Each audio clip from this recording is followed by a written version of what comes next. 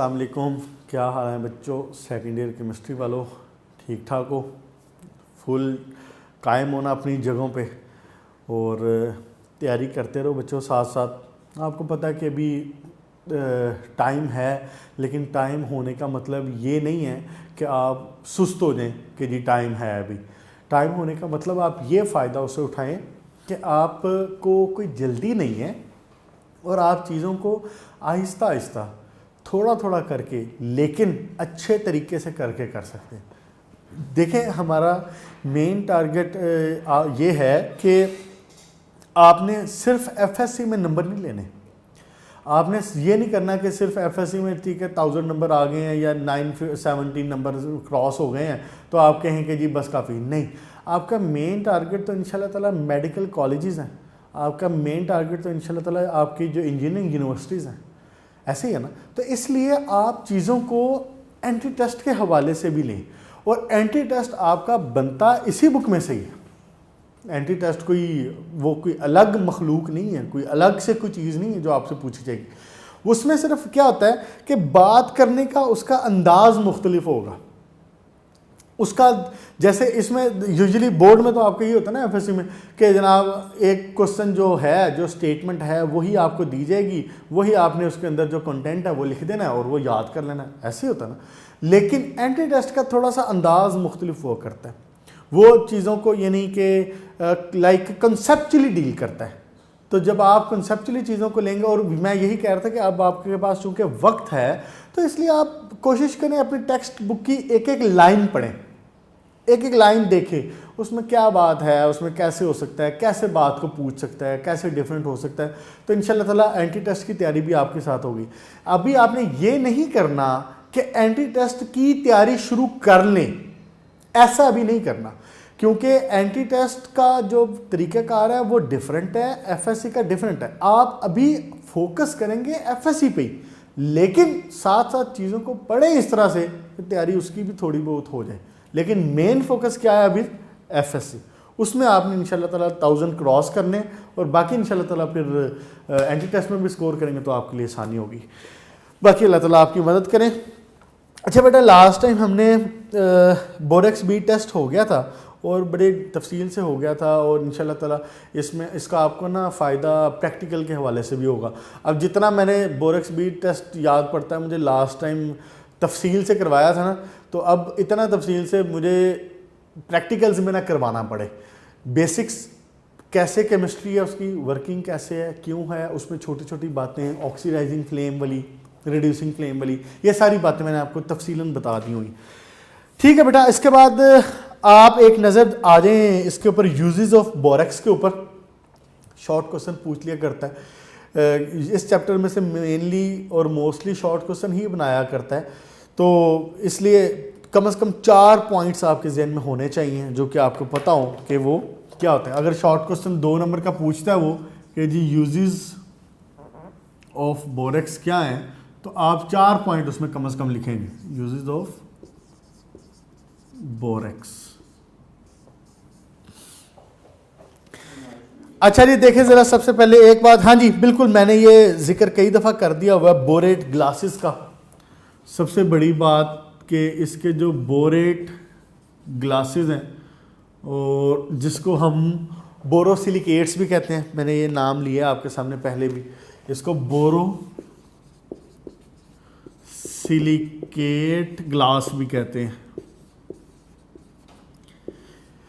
Borosilicate glass का होना, का बनना, या इसका बोरेट ग्लासेस इसको कहना, ये मेनली इस्तेमाल होता है जहाँ पे इस तरह का शीशा चाहिए हो कि वो शीशा भी हो जाए, कि उसमें से विजिबिलिटी भी क्लियर हो जाए, लेकिन उसको हीट का, टेम्परेचर का कोई इफेक्ट भी ना हो। तो मैंने आपको पहले ये बात बताई हुई है कि इसका जो थर्मल एक्सपेंशन का जो कोफिशिएंट है ना, या कोफिशिएंट फॉर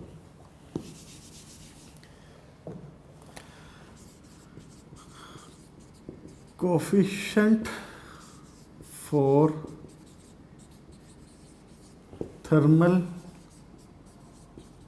एक्सपेंशन इसका बहुत लेस होता है, लेस कोफिशिएंट ऑफ थर्मल। तो इसका थर्मल एक्सपेंशन का जो कोफिशिएंट है ना बहुत कम होता है।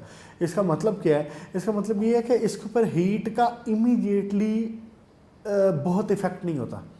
मतलब यूजुअली यही होता है ना कि जिस चीज़ के ऊपर हीट अप्लाई की जाए तो जैसे ही उसको हीट अप्लाई की जाए that thing tries to expand, वो एक्सपैंड होने की कोशिश करती है।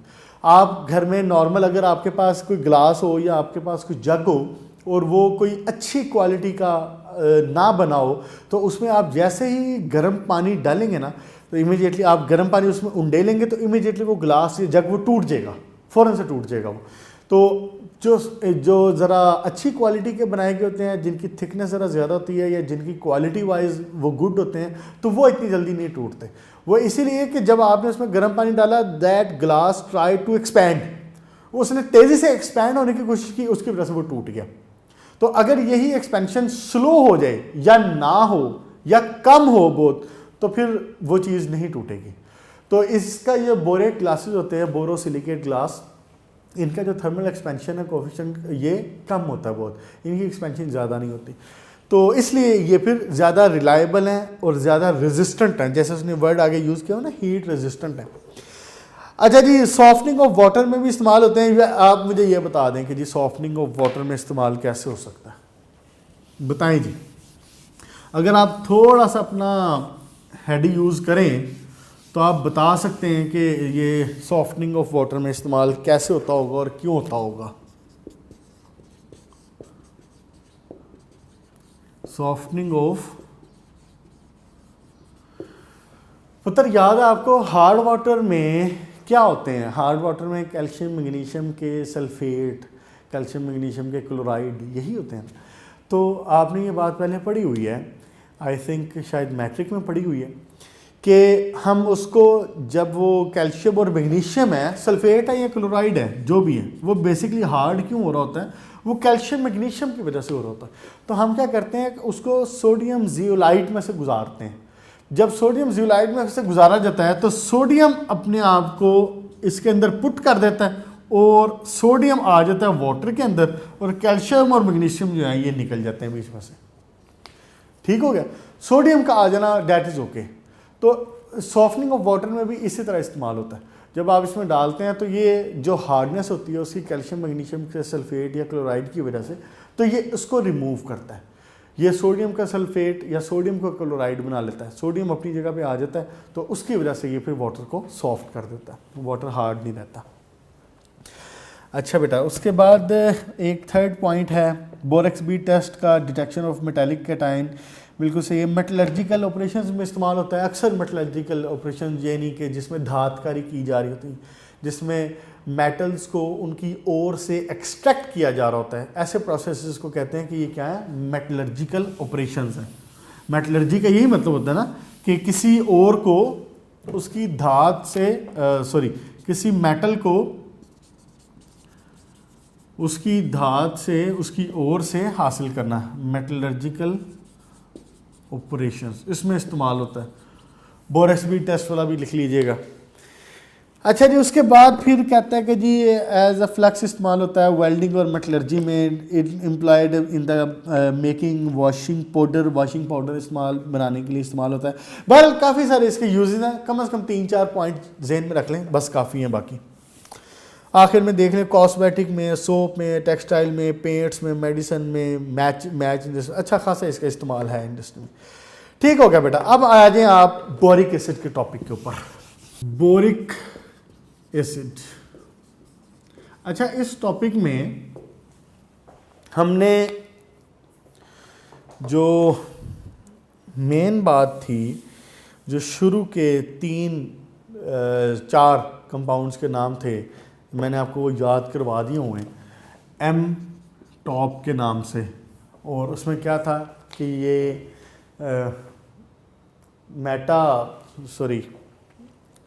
Meta boric acid, tetra boric acid, ortho boric acid और पायरो बोरिक एसिड, और इनके फार्मूलाज भी आपने याद कर लिए थे। मेटा का था HbO2, फिर टेट्रा बोरिक एसिड H2B4O7, फिर ऑर्थो बोरिक एसिड H3BO3 और फिर पायरोबोरिक एसिड H6B4O9, ऐसे ही H6B4O9। तो ये आपने कर लिया हुआ है। हमने इसमें ये भी देख लिया था कि जो बोरेक्स है वो क्या है, वो सोडियम टेट्राबोरेट है, वो sodium salt of metaboric acid है, sorry sodium salt of tetraboric acid है। और फिर मेटाबोरिक एसिड मुख्तलिफ जगहों पे आपकी नज़र से गुजरा है उसी के दौरान में, उसी के रिएक्शंस में। अब हम आ जाते हैं ऑर्थोबोरिक एसिड के ऊपर। जो बोरिक एसिड है ना, ये बेसिकली ऑर्थोबोरिक एसिड है, ऑर्थोबोरिक एसिड। ऑर्थोबोरिक एसिड को ही बोरिक एसिड कहा जाता है। ऑर्थोबोरिक एसिड जो कि H3BO3 है, H3BO3 है, इसका स्ट्रक्चर इस तरह से होता है, बोरोन और बोरोन के ऊपर यहाँ पे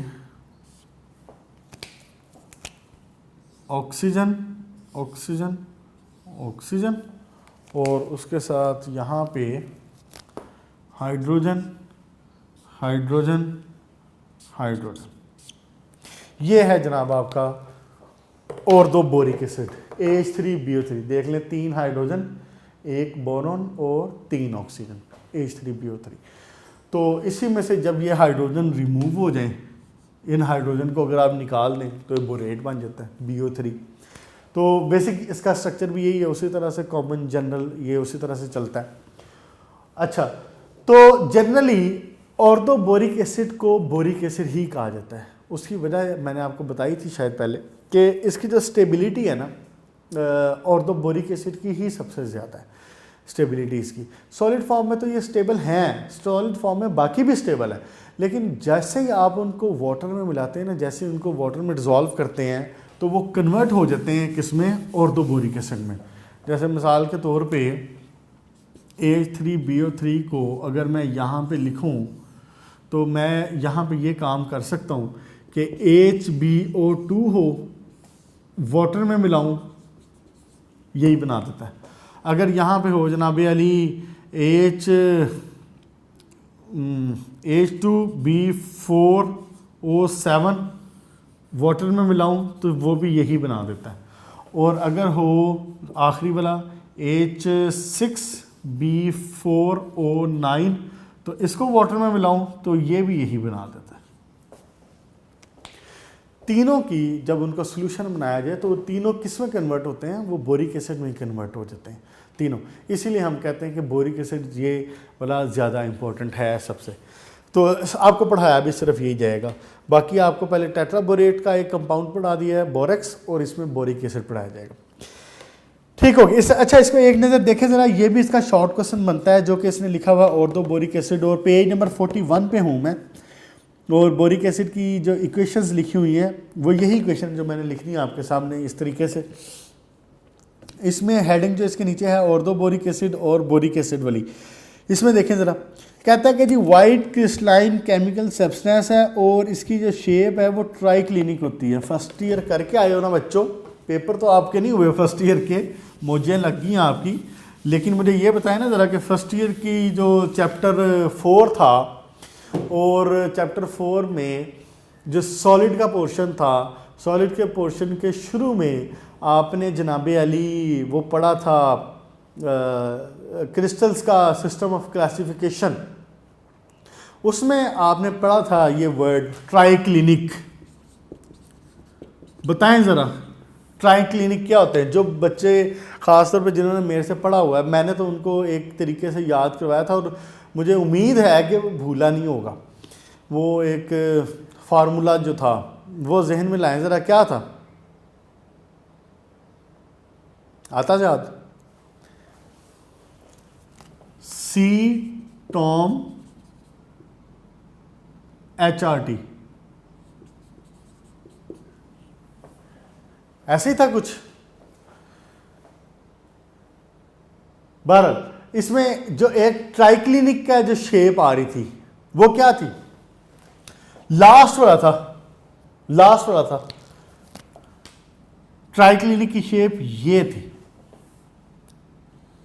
यूं ऐसे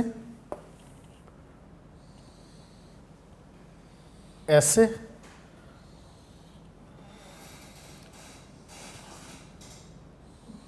ऐसे था।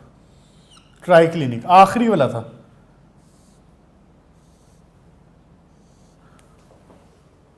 यही थी ट्राइक्लिनिक। स्पेसिफिकेशंस क्या थी इसकी, क्रिस्टलोग्राफी क्या कहती थी इसकी, अल्फा बीटा गैमा एंगल क्या थे, और जो ए बी सी की लेंथ थी वो क्या थी। सबसे डिफरेंट थी इसकी, A was not equal to B, not equal to C, C Tom H R T, cubic, tetragonal, orthorhombic, monoclinic, hexagonal और रोम्बोहिड्रल और ट्राइक्लिनिक, ऐसे था ना। तो आखिरी वालों में जब आपने रट्टा मारा था इसको तो वो क्या था, ट्राइक्लिनिक की शेप। ट्राइक्लिनिक की कोई भी लेंथ बराबर नहीं थी, इस ऊंट की कोई कल सीधी नहीं थी। A was not equal to B, not equal to C, और जब हम एंगल्स की बात करते थे तो पता चलता था कि alpha is not equal to beta, not equal to gamma, sorry not equal to gamma, not equal to 90। Triclinic ये इसकी शेप थी। अच्छा जी, ट्राइक्लिनिक ये हो गया आपका रिवाइज। अब आगे देखेंगे, कहता है स्पैरिंगली सॉल्युबल है इन कोल्ड वाटर में। स्पैरिंगली मतलब कम सॉल्युबल है। 2.6% कहता है सिर्फ सॉल्युबल होता है 40 डिग्री सेंटीग्रेड पे। 40 डिग्री सेंटीग्रेड पे भी इसकी जो सॉल्युबिलिटी है वो सिर्फ 2.6% है, यानी कि 100 में सिर्फ 2.6 ग्राम ऐसी परसेंटेज निकलेगी। अच्छा जी, कहता है कि लेकिन अगर हॉट कर लिया जाए तो फिर रेडिली डिजॉल्व होता है, लेकिन but still it is dissolving less than the borax. Borax की जो सॉल्युबिलिटी थी वो 100 डिग्री सेंटीग्रेड पे 99.3 ग्राम डिजॉल्व हो रहा था, लेकिन ये कितना सॉल्युबल हो रहा है, ये सिर्फ 37 ग्राम हो रहा है। ये 37% का मतलब यही बना ना, 37% जब कह रहा हूं तो इसका मतलब है कि 37 ग्राम ओवर 100 ml। शॉर्ट क्वेश्चन के लिए जेन में रख लें ये बात। अच्छा जी, उसके बाद कहते हैं कि temperature variation is solubility forms the basis of, ये आपको पता है बात कि जो यही जो टेम्परेचर का डिफरेंस है इसी को तो हम उसको प्योरीफाई करने के लिए इस्तेमाल करते हैं। हम उसके अंदर डिज़ोल्व करते हैं चीज़ को, उसका टेम्परेचर राइज करते हैं, टेम्परेचर राइज करते हैं तो उसके जो सोल्यूशन है वो सैचुरेटेड से सुपर सैचुरेटेड में कन्वर्ट होता है। पहले से ज़्यादा अमाउंट ऑफ सॉल्ट, एसिड जो भी होगा वो अपने अंदर डिज़ोल्व कर लेगा। जब आप उसको हायर टेम्परेचर वाले को जब कूल डाउन करेंगे तो वही चीज़ें, वही एक्स्ट्रा मटेरियल जो आपने उसके अंदर डिज़ोल्व किया था वो in the form of crystals आपको मिल जाता है, वो बाहर निकल आता है। यही तो इसी तरीके से तो आप प्योरीफाई करते हैं, जैसे आपने प्रैक्टिकल में लास्ट टाइम मैंने जिक्र किया था बेंजोइक एसिड के क्रिस्टल्स वाला आपने किया था, उसको प्योरीफाई किया था आपने। ठीक हो गया बच्चों। अब आ जाइए इसकी प्रिपरेशन के ऊपर। इन द कमर्शियल स्केल 2 इसके प्रिपेयर करने के तरीके हैं, इंतहाई आसान सिंपल, कोई मसला नहीं है। एक तो आपने खैर पीछे पढ़ भी लिया अभी, और सिर्फ एक इसमें नया होगा, लेकिन उसमें भी नया इतना कोई ज़्यादा नया नहीं है। कोलेमेनाइट का नाम आपने सुना हुआ है, कोलेमेनाइट आपने नाम सुना हुआ तो उसका नाम ज़रा मुझे भी सुना दें। वो क्या होता है? ये इंपॉर्टेंट शॉर्ट क्वेश्चन में आ जाते होते हैं बच्चों, और इनकी याद रखना और याद कर लें इनकी। कोलेमेनाइट Ca2B6O11 था। पहले कहाँ यूज़ किया ये? आपने बोरेक्स की प्रिपरेशन में भी यूज़ किया, लेकिन वहाँ पे आपने एनहाइड्रस यूज़ किया, यहाँ पे आपने एनहाइड्रस यूज़ नहीं करना। कोलेमेनाइट,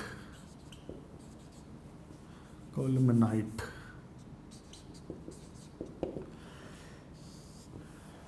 इसमें करना क्या प्रोसेस में, हमने कोलेमेनाइट का सोल्यूशन बना लेना, पानी में डिज़ोल्व कर लेना है और उसमें से सल्फर डाइऑक्साइड गैस पास करवानी। जब सल्फर डाइऑक्साइड गैस पास करवाते हैं तो ये बना देगा सिंपली कैल्शियम सल्फाइड और साथ में boric acid, Ca2B6O11 5 water molecule है। आपने जनाब अली इसको पानी में डिज़ोल्व किया, गैस इसके अंदर पास करवाई, सल्फर डाइऑक्साइड, और ये कन्वर्ट हो गया कैल्शियम सल्फाइड में, और साथ में आपके काम की चीज़ बोरिक एसिड। ठीक हो गया। इसमें देख लेते हैं एक नज़र, कोई छोटी मोटी कोई चीज़ है तो नहीं और कोई ख़ास, बाय सस्पेंडिंग इट इन, बस ठीक हो गया, ठीक हो गया। बोरिक एसिड का जो सोल्यूशन है ये आप जब टेम्परेचर इसका कम होगा तो ये क्रिस्टलाइज आउट हो जाएगा, ये क्रिस्टल बना के सेपरेट हो जाएगा, आप इसको सेपरेट कर लेंगे। कैल्शियम सल्फाइड पानी में पड़ा हुआ, सोल्यूशन में पड़ा है, वो पड़ा रहे वहाँ पे। नेक्स्ट देखें जनाब, फ्रॉम बोरेक्स, बोरेक्स के साथ इसका रिएक्शन कैसे करवा लीजिएगा। बोरेक्स का जब एसिड के साथ रिएक्शन करवाया जाए, यही जो आपने भी इसके रिएक्शंस में पढ़ा है पीछे पेज नंबर 40 के ऊपर, आपने जहाँ पे H2SO4 के साथ रिएक्शन करवाया था, एसिड के साथ जहाँ पे रिएक्शन करवाया, सिंपल वही वाला रिएक्शन, Na2B4O7 का रिएक्शन हो जाएगा इसके साथ सल्फ्यूरिक एसिड के साथ, इसके सोल्यूशन का, फ्रॉम बोरेक्स क्या बनाएगा, Na2B4O7, इसका रिएक्शन आपने करवाना है पानी में डिसॉल्व करके सल्फ्यूरिक एसिड के साथ, and it will give you ये वाली बात, सोडियम सल्फेट Na2SO4, और पीछे ये अपनी शेप को चेंज करता है और ये बनाता है H3BO3। अच्छा, इसमें जो है ना B4O7 हो गया, BO3 हो गया, सोडियम टेट्राबोरेट हो गया, H3BO3 हो गया, HBO2 हो गया, इन सारों में मैंने आपसे पहले भी जिक्र कर दिया हुआ है कि बेसिक जो कंपाउंड है वो BO3 है। ये सिर्फ काइंड ऑफ रीअरेंजमेंट कर रहा होता है। अच्छा, अगर मैं आपको बताऊं ना कि HBO2 जैसे है, इसका स्ट्रक्चर क्या होता है, ये देखें ज़रा एक नज़र।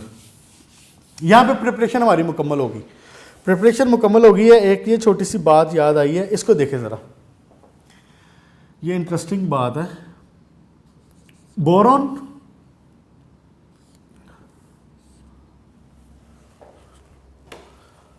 ऑक्सीजन और एक ऑक्सीजन जनाब अली यहां पे आना है, यही स्ट्रक्चर है BO3 मेन। अच्छा, ये देखें ज़रा, यहां पे अगर एक बोरॉन और लग जाए, यहां पे अगर एक ऑक्सीजन लग जाए, इधर भी और इधर भी, देखें बात समझ में आती है कोई।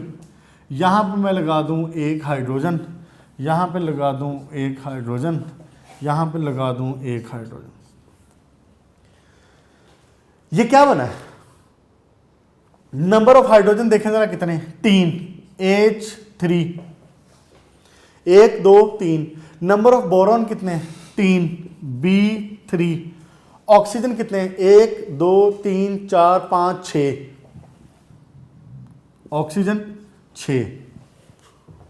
यह हुआ इसका मॉलिक्यूलर फार्मूला, H3B3O6। अगर कोई अच्छा बच्चा इसका एम्पिरिकल फार्मूला सोचना चाहे तो इसका एम्पिरिकल फार्मूला क्या निकलेगा, क्या इसका एम्पिरिकल फार्मूला HbO2 नहीं बनता?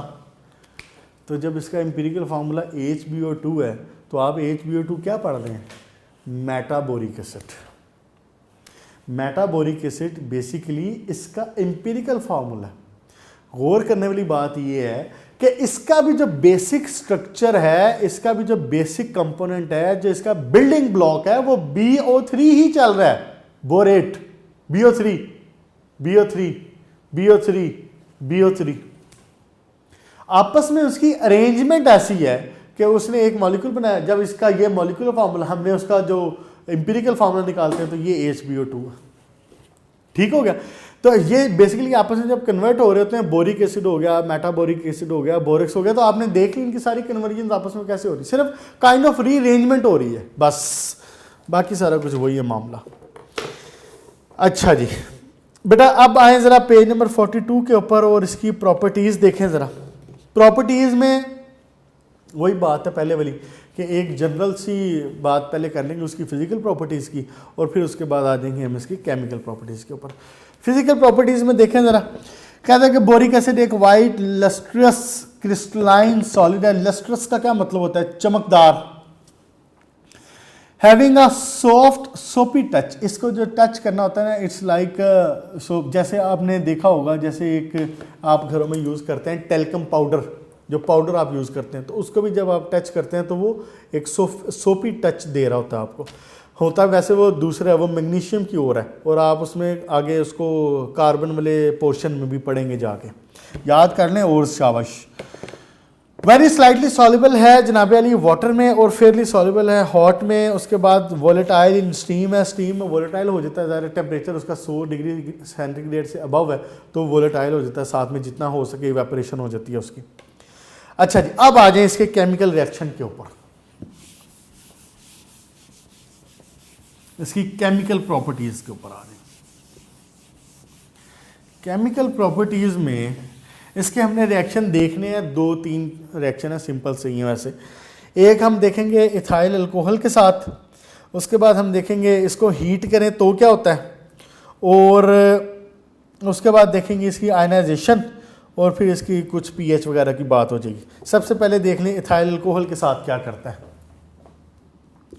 रिएक्शन विद इथाइल अल्कोहल, ये आया हुआ है बोर्ड में, 2 तरह से पूछ लिया करता है। मैंने आपको बताया हुआ पहले कि वो आपको डायरेक्ट रिएक्शन भी दे सकता है, वो आपसे डायरेक्टली ये भी पूछ सकता है कि जी बोरिक एसिड का रिएक्शन बताएं with ethyl alcohol, sulphuric acid, किसी का कोई नाम दे दे। एक ये तरीका भी हो सकता है पूछने का, और दूसरा ये भी हो सकता है कि वो आपको कोई इक्वेशन दे और कहे कि जी इस इक्वेशन को कंप्लीट एंड बैलेंस, दोनों तरीके से। तो ये वाला क्वेश्चन इसने कोई 2010 में बोर्ड में पूछा हुआ है। अच्छा जी, कहता क्या है, होगा क्या इसमें, H3BO3 का रिएक्शन जब मैं करवाता हूँ इथाइल अल्कोहल के साथ, आप लोगों ने, इथाइल अल्कोहल होती क्या है, फर्स्ट ईयर के बच्चे हो, लेकिन 10वीं में आपने इथाइल अल्कोहल का नाम पहले सुना हुआ है। 10वें चैप्टर जो आपका 10th था, 10th में आपके 4 चैप्टर ऑर्गेनिक के भी थे। इथाइल अल्कोहल क्या है, बेसिकली ये अल्कोहल फैमिली का, इसमें जो फंक्शनल ग्रुप है वो अल्कोहल है, OH इसमें फंक्शनल ग्रुप है, और C2H5 का मतलब कि बेसिकली ये बनता कहाँ से है कि C2H6 होता है ना। C2H6 का क्या मतलब है कि ये क्या है, अल्केन। नाम याद आया, 10th में पढ़ा हुआ आपने, अल्केन। तो अल्केन का क्या मतलब, अब अच्छा जनरल नाम इसका अल्केन है, लेकिन जब मैं इसका स्पेसिफिक नेम लेता हूं, मैं स्पेसिफिकली इसको देखता हूं कि इसमें नंबर ऑफ कार्बन कितने हैं। तो नंबर ऑफ कार्बन कितने हैं, 2। तो 2 वाले को क्या कहा करते थे, ईथेन। जनरल नाम क्या है, अल्केन, अल्कीन, अल्काइन, ये आपने पढ़ा हुआ है। सिंगल बॉन्ड होंगे सारे के सारे अल्केन, अगर कोई डबल बॉन्ड आ गया अल्कीन, ट्रिपल बॉन्ड आ गया अल्काइन, ऐसे ही। फिर आपने वो गिनती भी पूरी याद की है, methane, ethane, propane, butane, pentane, hexane, heptane, octane, नोनेन, decane, पूरी 10 तक वो आपने याद की हुई। नंबर ऑफ कार्बन कितने, 2। जब नंबर ऑफ कार्बन 2 होंगे और फैमिली कौन सी है, अल्केन, सिंगल बॉन्ड है सारे के सारे, तो इसको कहेंगे इथेन। इथेन हो गया। इथेन में से जब एक हाइड्रोजन निकाली जाए और उसकी जगह पे आके लग जाए OH, C2H6, एक हाइड्रोजन इसमें से निकाल दी, हाइड्रोजन निकली, पीछे बचा क्या, C2H5। अब यहां से आके अगर एक अल्कोहल लग जाए, C2H5OH बन गया, इसको कहते हैं इथाइल अल्कोहल। इससे, इथेन से 2 कार्बन थे, इथेन में से आपने एक हाइड्रोजन निकाली, जब इसमें से एक हाइड्रोजन निकाल दी जाए तो इसको कहा जाता है इथाइल। जब अब आपने खैर सेकेंड ईयर में केमिस्ट्री भी पढ़नी है, ऑर्गेनिक भी तफसील से इंशाल्लाह ताला, तो इथेन में से जब एक हाइड्रोजन निकल जाए तो इस ग्रुप को फिर कहते हैं इथाइल। इथाइल बन गया। तो अब आके जो फंक्शनल ग्रुप है लगा है वो क्या है, वो OH है, वो अल्कोहल है, तो ये क्या बन गया, इथाइल अल्कोहल, इथाइल अल्कोहल। ये सारी बेसिक्स वाली बातें हैं, ये सारी बुनियादी बातें हैं जो कि पूरी सेकेंड ईयर केमिस्ट्री और अगला कोई 6 महीने मज़ीद आपके एंटी टेस्ट और ये सारे मामला इसमें साथ साथ चलती रहनी, इसलिए इनको साथ साथ क्लियर भी करते जाएं। अच्छा जी, जब ये इथाइल अल्कोहल वाटर के साथ इसके बोरिक एसिड के साथ रिएक्शन करता है तो ये बनाता क्या है, इसमें से ये हाइड्रोक्सल और ये हाइड्रोजन ये निकल गया, क्या बन जाएगा, वाटर, और दूसरा साथ में C2H5, C2H5 और इधर बाहर इसके BO3। जब ये BO3 आ रहा है तो BO3 की वैलेंसी क्या थी, -3, यहाँ पे आ जाएगा 3। मुश्किल है कोई इसमें।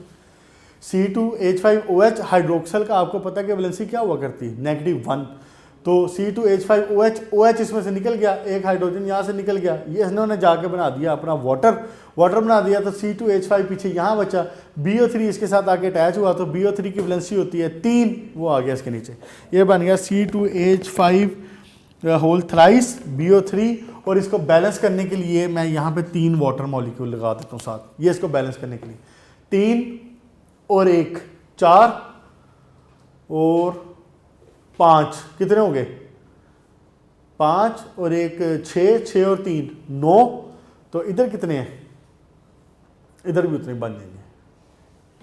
ये बैलेंस है, नहीं ये बैलेंस नहीं, यहां पे भी 3 आना है इसके साथ, अब ये बैलेंस है, ठीक हो गया। इसको एज इक्वेशन अलग से भी ज़हन में रख लें। अच्छा जी, अब उसके बाद नेक्स्ट देखें जरा, पॉइंट नंबर 4 कहता है कि जब इसको हीट किया जाए तो ये एक फ्रॉथी मैस, एक बबली सा मैस बना लिया, जैसे मैंने पहले भी जिक्र किया था बोरेक्स बीड में भी, वो इसलिए कि उसमें से वाटर लूज हो रहा होता है। वाटर लूज होता है तो वो कहता है कि जनाब अली ये पूरी एक चेन बना लेता है। देखें ज़रा, अब इसको देखते हैं कि ये इसका हीटिंग का रिएक्शन क्या है।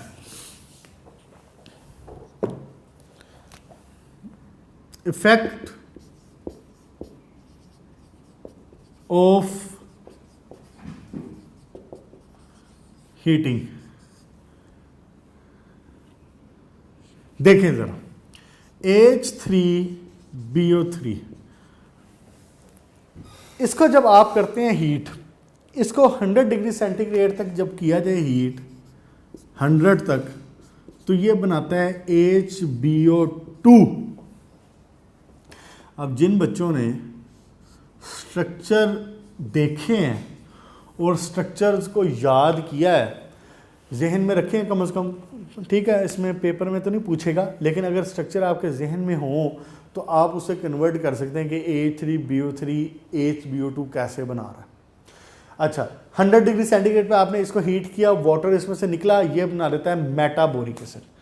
इसको फर्दर हीट करें 140 डिग्री सेंटीग्रेड तक, 140 डिग्री सेंटीग्रेड तक इसको हीट किया जाए तो ये बना देता है टेट्राबोरिक एसिड, H2B4O7, टेट्राबोरिक एसिड। जब टेट्राबोरिक एसिड को फर्दर हीट किया जाए, रेड हॉट कर दिया जाए, तो यह बना लेता है बोरॉन ऑक्साइड, रेड हॉट। यहां पे साथ ऑब्वियसली वाटर है ही है, इसमें भी वाटर साथ में है B2O3 और इसमें भी वाटर साथ में, ठीक हो गया जनाब। H3BO3 heat up to 100 degree centigrade, metaboric acid expulsion of water, further heat up to 140 degree centigrade, converted to tetraboric acid with the expulsion of water, further heat up to red hot H2B4O7 will be converted to boron oxide with the expulsion of water, ठीक हो गया। अच्छा जी, next देखें जरा point, फिर कहता है कि जी वेरी वीक एसिड है, आयनाइज होता है लेकिन लिमिटेड एक्सटेंट तक आयनाइज होता है एज मोनोबेसिक एसिड। यहां पे एक वर्ड आ रहा है और असूलन आपको पता होना चाहिए कि मोनोबेसिक एसिड होता क्या है। मोनोबेसिक एसिड से मुराद ये है कि ये कितने बेस के मॉलिक्यूल्स को, कितने हाइड्रोक्सल्स को न्यूट्रलाइज कर सकता है। अगर ये एक हाइड्रोक्सल को न्यूट्रलाइज कर सकता है इट मींस मोनोबेसिक एसिड। अगर 2 हाइड्रोक्सल को न्यूट्रलाइज कर सकता है मींस डाइबेसिक एसिड। 3 हाइड्रोक्सल को न्यूट्रलाइज कर सकता है इट मींस ट्राइबेसिक एसिड। और अगर इस केस में जैसे ये मोनोबेसिक एसिड है तो इट मींस कि ये एक हाइड्रोजन प्रोवाइड कर रहा होगा, एक प्रोटॉन।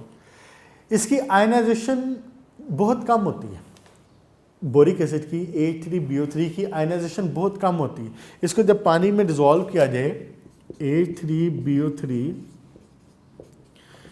इसको जब वाटर में डिसॉल्व किया जाए तो ये सिर्फ एक प्रोटॉन देता है। इसका मतलब क्या हुआ? एसिड वीक है, ये स्ट्रॉन्ग है, वीक एसिड है। इसकी पीएच होती है कोई अराउंड 5 के करीब। इंफॉर्मेशन के लिए जेन में रख लें, वैसे उसने लिखा नहीं हो, 5 के करीब पीएच होती है, तो बड़ी स्लाइड सी रेंज है इसकी पीएच की।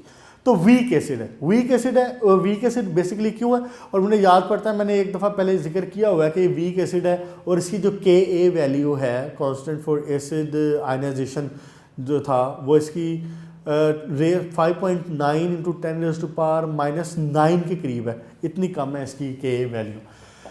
अच्छा जी, पर जब ये पानी में डिसॉल्व होता है तो एक प्रोटॉन देखे ना। अब इसको अगर मैं कहूँ कि यहाँ पे एक हाइड्रोजन है और हाइड्रोक्सल है, वाटर को ऐसे खोल के लिखा जा सकता ना, तो ये क्या बनाता है? ये बना देता है जनाबे अली एक प्रोटॉन और साथ में 4 हाइड्रोक्सल, ऐसे बिल्कुल सही। ऊपर चार्ज आ जाएगा नेगेटिव, ये ऐसे आ जाए।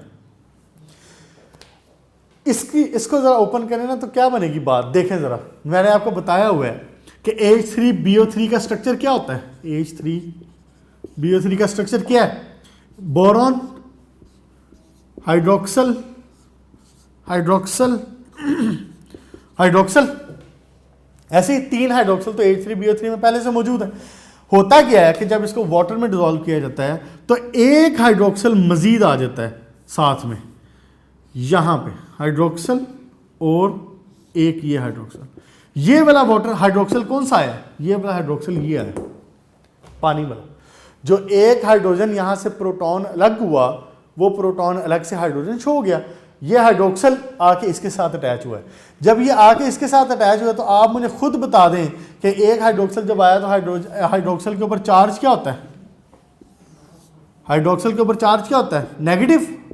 तो इसलिए इसके ऊपर, इस पूरे कॉम्प्लेक्स के ऊपर नेगेटिव चार्ज लगाया हुआ है। All okays? हाँ जी, नेक्स्ट देखें जरा। अच्छा, ये बड़ी इंटरेस्टिंग बात है और है पीछे वाले से रिलेटेड ही। कहता है कि जी इसका जो सोल्यूशन है इसका मिथाइल ऑरेंज पे इफेक्ट नहीं होता। मिथाइल ऑरेंज, ये वाला बात आज मुकम्मल कोशिश करते हैं हो जाए। मिथाइल ऑरेंज इंडिकेटर है। मिथाइल ऑरेंज आप टाइट्रेशन में यूज़ करते हैं। फिनॉक्सिलिन भी आपने यूज़ किया हुआ है, मिथाइल ऑरेंज भी आपने यूज़ किया हुआ है। फिनॉक्सिलिन के केस में तो आपको पता है कि आप सिंपल एसिड बेस की जब टाइट्रेशन कर रहे होते हैं आप उसको अप्लाई करते हैं। जब वो बेसिक मीडिया में होता है तो उसका जो कलर है वो पिंकिश होता है, यानी कि अराउंड 8 pH उसका जो कलर है वो क्या होता है? पिंकिश होता है फिनॉक्सिलिन का।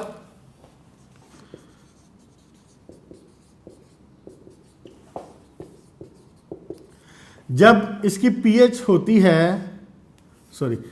लेस देन 7 मोर देन 7, यानी कि अराउंड 8 से ऊपर फर्दर आप 14 तक चलते जाएं तो इसका कलर होता है पिंक। और अगर आप 8 से ऊपर 7 की तरफ वापस एसिडिटी की तरफ आएँ तो इसका कलर होता है कलरलेस। फिनॉक्सिलिन आपने अक्सर यूज़ किया होगा। इसी तरह मिथाइल ऑरेंज भी इंडिकेटर है। मिथाइल ऑरेंज की जो वर्किंग रेंज है ना, जैसे इसकी जो चेंजिंग रेंज है कोई 7 से 8 pH के दरमियान है, तो मिथाइल ऑरेंज की जो वर्किंग रेंज है ना, ये होती है 3.1 से लेके मिथाइल ऑरेंज ये 3.1 से लेके कोई 4.4 तक वर्क करता है। जब ये इससे ऊपर जाती है ना pH 4.4 से ऊपर, तो उस वक्त ये रेडिश की तरफ चला जाता है, ऑरेंज सा कलर होता है इसका। अब अभी मैंने आपको बताया कि बोरिक एसिड की क्या है pH 5। जब इसकी pH 5 है तो इट मीन्स कि ये इसके डोमेन में आते ही नहीं है, ये इसकी डोमेन में आते ही नहीं है। तो इसलिए बोरिक एसिड इस मिथाइल ऑरेंज के कलर को चेंज नहीं कर पाता और इसमें कोई चेंज नहीं देता। बेटा आज की बात रखते हैं यहीं तक। आज हमने पढ़ा है कि बोरिक एसिड के जो शुरू के जो एसिड्स थे वो, उसके बाद हमने देख लिया कि प्रिपरेशन ऑफ बोरिक एसिड कैसे हो रही थी कमर्शियल स्केल में, फिर हमने उसकी कुछ फिजिकल प्रॉपर्टीज़ देखी, कुछ केमिकल देख ली हैं, बाकी कुछ एक केमिकल रहती भी हैं। तो इंशाल्लाह ताला इसको फर्दर नेक्स्ट लेक्चर तक लेके जाते हैं, वहाँ पे कंप्लीट कर लेंगे। अभी तक के लिए दें इजाज़त, ख्याल रखिएगा अपना, गुड लक।